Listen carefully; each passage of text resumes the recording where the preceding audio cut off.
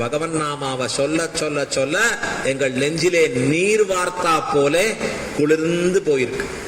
நெஞ்சே குளிர்ச்சியா இருக்கு எம்பெருமானுடைய திருநாமங்களை சொல்லுவதாலே என்று இந்த பாசுரத்துல நாங்களும் அனுபவிக்கிறா போலே நீயும் எழுந்திருந்து வந்து அனுபவிக்க வேணும் என்று இந்த ஒரு பாசுரத்துல முதலில் ஒரு பெண் பிள்ளையை ஆண்டாள் நாச்சியார் திருவாய்ப்பாடியில் இருக்கக்கூடிய ஒரு கோபிகையாக தன்னை அனுகரித்துக் கொண்டு எழுப்பிக் கொண்டு போருகிறாள். அவளும் எழுந்தா புறப்பட்டாள். சரி, ஒத்த எழுந்துட்டாலே போருமான்னா முடியாது. அங்க இருக்கக்கூடிய ஒவ்வொரு பெண் பிள்ளைகளையும் எழுப்பிக் கொண்டுதான் எம்பெருமானிடத்திலே செல்ல வேண்டும் அப்படிங்கிற ஒரு உயர்ந்த சங்கல்பம் நம்ம ஆச்சாரியர்களும் நமக்கு அப்படிதான் சொல்லி கொடுத்தா. இன்னைக்கு ராமானுஜருடைய பெருமை எங்க பாக்கிறோம்? நேபாளம் போங்கோ, அங்க சொல்றா பல்லாண்டு பல்லாண்டு. ஆந்திரா போங்கோ, அங்க சொல்றா பல்லாண்டு பல்லாண்டு. பாம்பே போங்கோ, அங்க சொல்றா பல்லாண்டு பல்லாண்டு. அவர்களுக்கு தமிழே வந்ததில்லை, தெரியாது. ஆனா சேவிக்கிறான் அந்த பாசுரத்தை. இன்னைக்கும் சிற்றம் சிறுகாலேன்னு சொல்லி பூர்த்தி பண்றான். எப்படி வந்தது?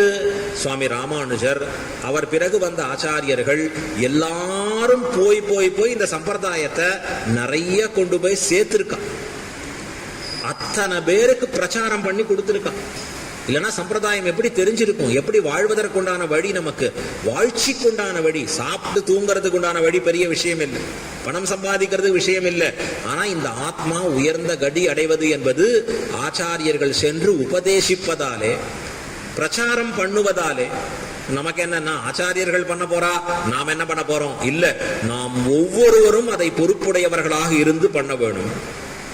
அறியாதவர்களுக்கு அறிவித்தலும் சொல்லி வரவழைத்தலும் கூட நம்முடைய கர்த்தவியம். பாண்டாள் சொன்னதை நமக்கு பக்தி இருக்கான்னு கேட்க சொன்னேன். உங்க ஒவ்வொருத்தருக்கும் பார்த்துக்கோங்கன்னு. இப்ப நமக்கு அப்படி பக்தி இருக்குன்னா நாளையிலேருந்து அந்த ஸ்ட்ரென்த் எப்படி இருக்கும்னு பார்ப்போம். ஸோ நீங்கள் ஒவ்வொருத்தரும் பிரச்சாரகரா மாறுறேளா, அத்தனை பேருக்கு போய் சொல்றேளா, சொல்லி வரவழைக்கிறீர்களா அப்படிங்கிறத நாம் நாளையிலிருந்து பார்க்க இருக்கிறோம். ஸோ இந்த குழந்தைகளை வரவழைச்சு கூட்டின்னு வந்த அவர்கள் தாய்மார்களுக்கு அநேக மங்களாசாசனங்கள், அவர்களுக்கும் சேர்த்து அற்புதமா ஆண்டாளின் திருவருள் நிலைக்க பெறட்டும். இப்படிப்பட்ட யங்ஸ்டர்ஸ் தான் நிறைய கேட்கணும். எத்தனை அர்த்தங்கள் எங்களுக்கு கிடைச்ச பாக்கியம். அந்த சின்ன வயசுல கேட்டதுனாலே அப்படி ஆனேன். அடியன் கூட இல்லைன்னா காலேஜ் முதல்ல போறச்சே காத்தால போனேன்னா நைட்டு வரைக்கும் லைப்ரரியிலேருந்து வெளில வர மாட்டேன். இந்த லைப்ரரி இருக்கிறவன் சிரமப்படுவான். இவன் வந்துட்டாலே ஐயோ கிளம்ப மாட்டாரேயா, புஸ்தகமா படிச்சுட்டே இருப்பாரே முழுக்க. ஆனா அப்படி படிச்சு அந்த காலத்துல எங்க ஆச்சாரியர்கள், எங்க தாத்தா குருகொண்டா பட்ர சுவாமி, ஸ்ரீ வைகுண்டவாசி வித்வான் நரசிம்மாச்சாரியார் சுவாமி, இந்த வயசுல நீ கேட்டாகணும் கேட்டாகணும் என்று சொல்லி கட்டாயப்படுத்தி சொல்லி கொடுத்தார்கள். சின்ன வயசுல எப்படின்னா 5 வயசு 6 வயசுலலாம் எழுந்து 5 மணிக்கு சந்தைக்கு போகணும். சந்தைன்னா இந்த பாசுரத்தை சொல்லி கொடுப்பா. திருப்பாவை மார்கழி திங்கள் மார்கழி திங்கள் மார்கழி திங்கள் மார்கழி திங்கள் இப்படி சொல்லணும்.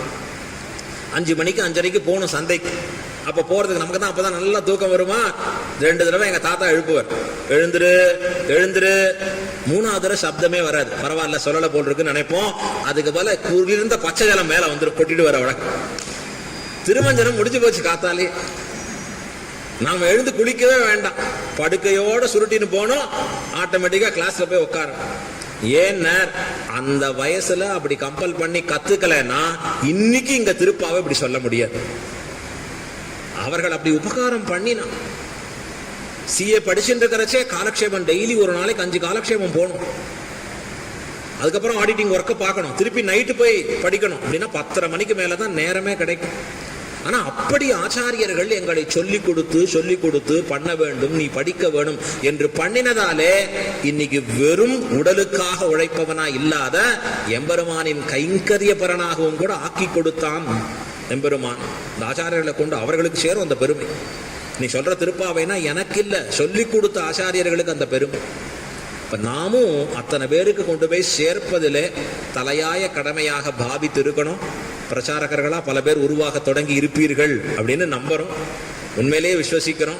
இன்னும் நிறைய பேருக்கு சொல்ல வேண்டியது நம்முடைய கர்த்தவியாம்சம் என்று கை கொண்டு ஆண்டாளின் திருவருள் நமக்கும் கிட்ட பெற நாமும் அந்த முயற்சியை பண்ண வேண்டும்னு பிரார்த்தித்து அமைகிறேன். இன்னைக்கு பாசுரம், இன்னைக்கு தூமணி மாடத்து அப்படிங்கிற பாசுரம் இன்றைய பாசுரம் இல்லையா? இன்னைக்கு என்ன நாள்? இன்னைக்கு திருப்பாவையில 9ஆம் நாள் வந்தாச்சு. ரொம்ப பின்னாடி இருக்கோம் நாம. அதனாலேயே தான் ரொம்ப பயந்துண்டு இப்ப பாசுரத்தை முடிக்கும்படியா இருந்தது. இல்லைன்னா இன்னைக்கு இந்த பாசனம் எடுத்துட்டா இன்னைக்கு புல்லும் சிலமே நேரம் நிறுத்திதான் நாளைக்கு திருப்பி தொடரணுமே அப்படிங்கிற ஒரு பயம் ஏற்பட்டு இருக்கிறது. ஆகையாலே நாம் இன்றைய பாசுரத்தை நாம் அனுபவிக்க இருக்கிறோம். துமணி மாடத்து இல்லையா இன்றைய பாசுரம், 9வது பாசுரம். எல்லாருமா சேர்ந்து ஒரு முறை சொல்லி பூர்த்தி பண்ணுவோம். தூமணி மாடத்து சுத்தும் விளக்கெரிய தூபம் கமழ துயிலன மேல் கண் வளரும்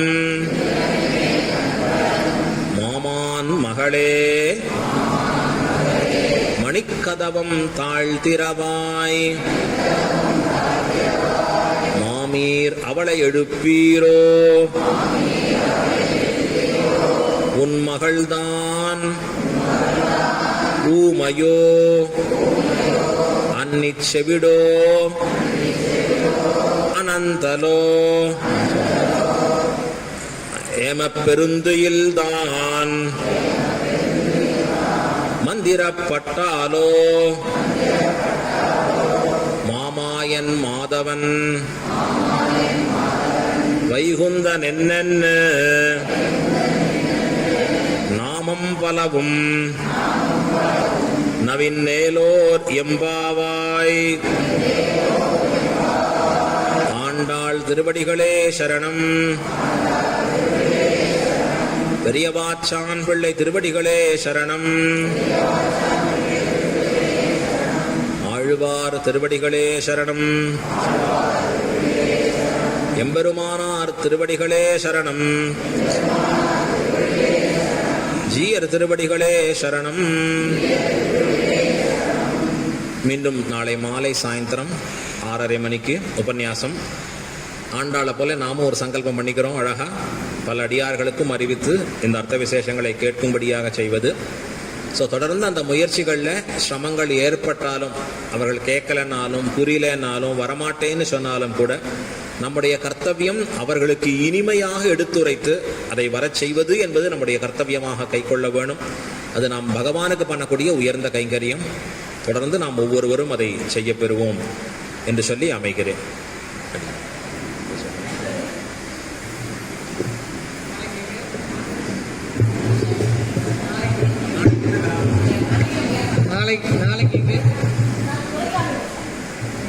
நாளைக்கு துரைசாமிபுரம் பாண்டவர் மங்கலத்துக்கு அடுத்து இருக்கிற துரைசாமிபுரத்துக்கு சுவாமி ஏழ்றாரு. காத்தால 7 மணிக்கு அவசியம் அங்கே பக்கத்தில் இருக்கிறவா எல்லாரும் அங்கே வந்து அந்த வைபவத்தில் அங்கே ஒரு பெருமாள் சந்நிதி இருக்குது, அந்த சந்நிதிக்கு எழுந்துள்ளார்.